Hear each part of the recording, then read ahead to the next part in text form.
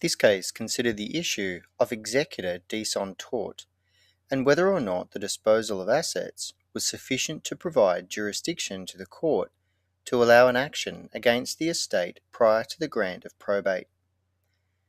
In this case, a man died in a motor vehicle accident in New South Wales. The other driver brought an action on the basis that the man who died had caused the accident. The executors of the man's estate who sought probate of the man's will in the state of Queensland had arranged for the man's car to be disposed of to a wrecker in New South Wales.